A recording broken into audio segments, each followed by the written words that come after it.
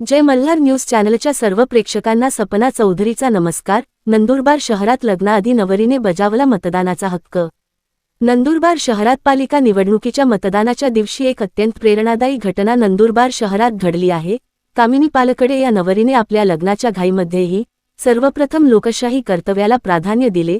लग्नाच्या वेशातच कामिनी आपल्या कुटुंबियांसह डॉक्टर काने गर्ल्स हायस्कूल येथील मतदान केंद्रावर पोहोचली।